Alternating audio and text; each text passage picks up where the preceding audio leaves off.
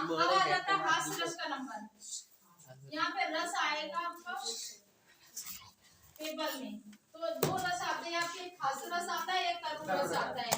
तो दो में से दोनों तैयार कर लेना, हास्य या करुण अथवा नहीं आएगा, दोनों में से करना एक होगा। तो जैसे हास्य रस आया आपका, ऊपर हेडिंग डाल दी, इसमें क्या क्या पूछेगा, सबसे पहले आपको लिखनी होगी यहाँ पर परिभाषा।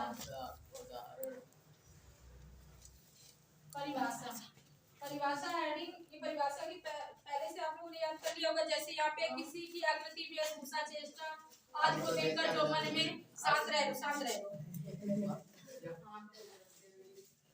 वेशभूषा, चेष्टा आदि को देखकर हृदय के में जो विनोद के भाव, विनोद उसी के भाव उत्पन्न होते हैं, उसको हम क्या कहते हैं, हास्य रस कहते हैं।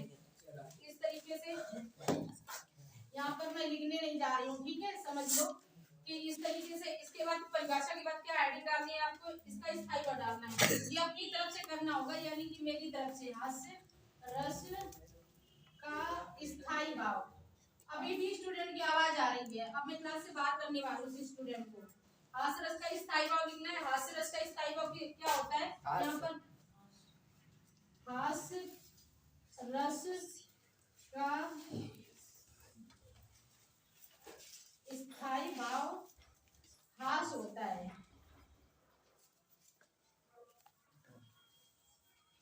और करुण रस का स्थायी भाव शोक होता है, ठीक है। इसके बाद क्या आएगा, आपको एक हेडिंग और डालनी होगी, विभाव। विभाव, अनुभाव, संचारी भाव, ये सारी 12th क्लास में हेडिंग सही रहेगी। तुमको यहाँ पर डायरेक्ट उदाहरण डालना होगा, उदाहरण। और इसका एक उदाहरण लिख देना, जैसे हंसी हंसी भागे देख दुल्हा दिगंबर को, जब कोई इजी सा, कोई सरल सा मिल जाता है,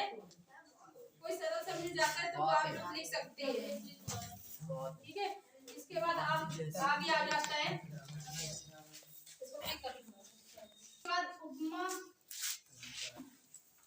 अथवा उपेक्षा, ये क्वेश्चन पूछे जाएंगे। उपमा या उत्प्रेक्षा अलंकार की परिभाषा दो। तो उपमा अथवा उत्प्रेक्षा की परिभाषा उसी तरीके से जैसे पहले क्या लिखोगे, पहले लिखोगे यहाँ पर कि इसकी परिभाषा क्या है, फिर इसका उदाहरण क्या है, और इसका स्थायी भाव, इसका स्थायी भाव नहीं, परिभाषा उदाहरण दो ही आएगी इसके। एक लिख सकते हो लास्ट में हेडिंग अपनी तरफ से विश्लेषण, ठीक है। इसके बाद आपका पेपर में आएगा यहाँ पर उपसर्ग। उपसर्ग यानी उप मीन्स होता है छोटा सा शब्द, उप मीन्स होता है छोटा सा। दो शब्द केवल समझाऊंगी, समय नहीं है। उपसर्ग मीन्स जैसे होता है उप आ गया आपका, कौन से स्टूडेंट बात कर रहे हैं, उप आ गया, एक आ गया, आदि आ गया। तो स्टार्टिंग का जो शब्द आता है उसको हम उपसर्ग बोलते हैं। जैसे यहाँ पर आ गया उपकार आ गया, ठीक है, यहाँ पर आ गया अधिकार आ गया। तो स्टार्टिंग में आने वाले शब्दों को हम बोलते हैं उपसर्ग। अब प्रत्यय किसे बोलते हैं, इसके साथ प्रत्यय भी आता है। प्रत्यय यहाँ पे लास्ट में लगने वाले शब्दों को बोलते हैं। जैसे यहाँ पर एक आ गया आई, इसके बाद आ गया आपका हट। तो यहाँ पर जैसे कि लड़ाई, आई इसमें आ रही ध्वनि। हट का मतलब है जैसे आ हट, ये लास्ट में लग रहा है, तो लास्ट में लगने वाले शब्दों को प्रत्यय बोलते हैं। इसके बाद नेक्स्ट क्वेश्चन आपका बनेगा, दो समास विग्रह बताओ।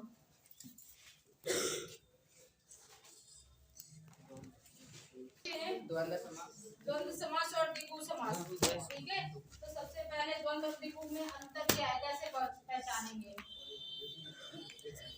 द्वंद्व और द्विगु में अंतर क्या है। द्वंद्व समास, द्वंद्व मीन्स होता है युद्ध करना आपस में, यानी कि जो एक दूसरे के विपरीत होगा वही युद्ध करेगा। जैसे यहाँ पे शब्द आ जाता है तुम्हारा अन्न जल। अन्न अलग चीज हो गया, अन्न और जल अलग चीज हो गया, यानी कि इसको अन्न से विपरीत, जस्ट विपरीत यहाँ पर जल है, तो ये हो गया तुम्हारा द्वंद्व, यानी कि द्वंद्व हो रहा है इसके बीच में। तो हम इस तरीके से एग्जाम में लिखेंगे अन्न और जल, ठीक है। इसी तरीके से एक और मैं बताती हूँ आपका, जल और थल, जिसमें और शब्द आ रहा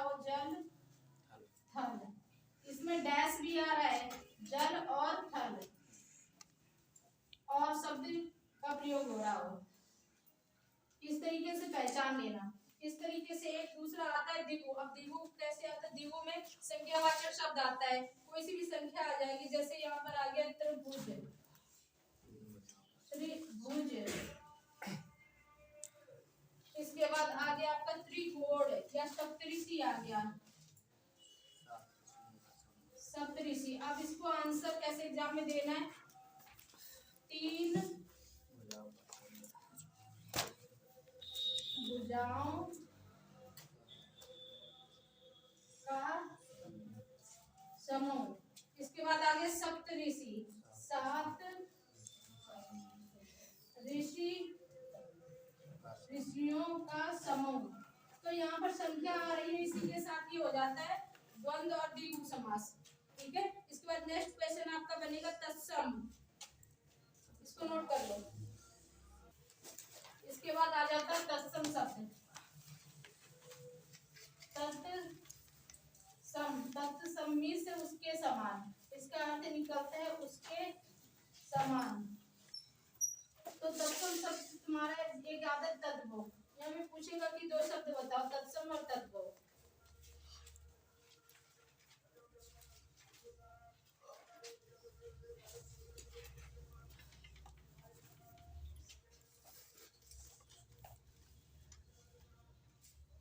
तो यहाँ पर एक आता है तद्भव और यहाँ पर आता है तत्सम।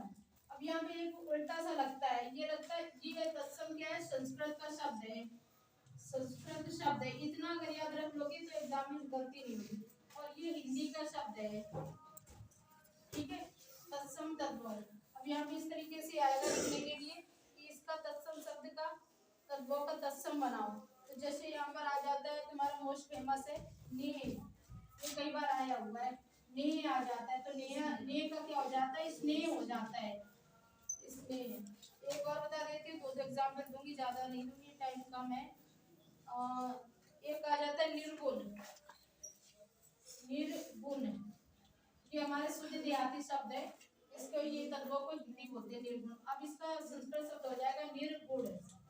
इस तरीके के तत्वों से तत्सम बन जाएंगे। इसके बाद नेक्स्ट क्वेश्चन आता है पर्यायवाची शब्द। तो पर्यायवाची कोई 2-2 शब्द लिखने होते हैं, ठीक है, पर्यायवाची 2-2 शब्द लिखने होते हैं। इसके बाद संधि विच्छेद आती है, संधि विच्छेद मोस्ट इंपोर्टेंट कौन सी है मैंने दिखा दी तुम लोगों को। इसके बाद क्वेश्चन बनता है चतुर्थी विभक्ति एकवचन। ये मैंने 2-3 संडे पहले मैंने बताई थी, सारी संस्कृत उसमें विभक्तियां अलग बताई थी। एक धातु लगा दूसरा वचन का उल्लेख कीजिए, पठतु, अहसन, अहसाम, पठस्यामि।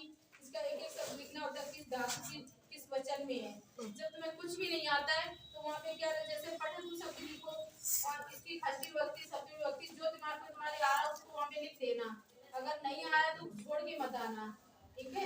इस तरीके से आंसर देना। जैसे यहाँ पर आगे तुम्हें पठतु शब्द आया तुम्हारा, पठतु शब्द आया और इसका क्वेश्चन क्या है? धातु लकार पुरुष तथा वचन बताओ। यहाँ पर 3 चीजें बतानी है, धातु,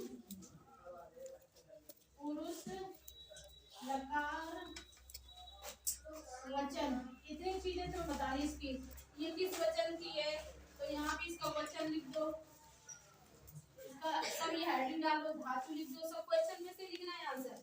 धातु लिख दो, इसके बाद इसका पुरुष लिख दो, इसके बाद लकार लिख दो, हेडिंग तो मोस्ट इंपोर्टेंट, लकार लिख दो, वचन। 2 नंबर लाने के लिए इतनी मेहनत करनी पड़ेगी। अब इसके बाद तुमको क्या करना है, यहाँ पर जैसे वचन है कौन सा है, द्वितीय है, तृतीय है, धातु कौन सी है, षष्ठी विभक्ति, पुरुष वचन, जो तुम्हारे दिमाग में आ रहा हो वो यहाँ पर सेट कर देना, नंबर तब तुमको मिलेंगे। और ये सारा तुम्हें क्या करना है, एग्जाम पेपर के अंदर ये सारी हेडिंग पड़ी हुई है, वहीं से उठा लेना है, ठीक है। इस तरीके से ये 2 नंबर भी तुम्हारे नहीं छूटेंगे। फिर इसके बाद क्या आ जाता है, यहाँ पर संस्कृत में अनुवाद करने के लिए 2 लाइनें आएंगी। एक संस्कृत की मैंने वो चलाई थी क्लास, उसमें मैंने अनुवाद करना सिखाया था। जो स्टूडेंट उस दिन आए थे क्लास में उन लोगों को फायदा हो गया था, क्योंकि ये थोड़ा लॉन्ग चैप्टर है तो आज तो नहीं समझा सकते हैं। इसमें आएंगे आपके 2 वाक्य बनाने के लिए, जैसे देशभक्ति निर्भीक होते हैं, भारतीय संस्कृति सर्वश्रेष्ठ है। अच्छा, नेक्स्ट क्वेश्चन है, एक विषय पर निबंध लिखो। तो यहाँ पर विषय आपको दिए जाएंगे, जैसे मोस्ट इंपोर्टेंट में मैंने बताया है कि पर्यावरण प्रदूषण बताया है, और मैं बताती हूँ।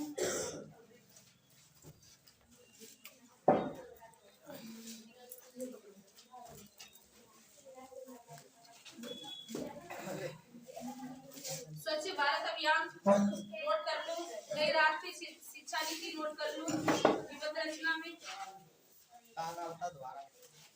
इसके बाद प्रदूषण की समस्या, बस ये 3 केवल नोट कर लो। प्रदूषण की समस्या, स्वच्छ भारत अभियान, स्वच्छ चित्रण तैयार कर लेना, ठीक है।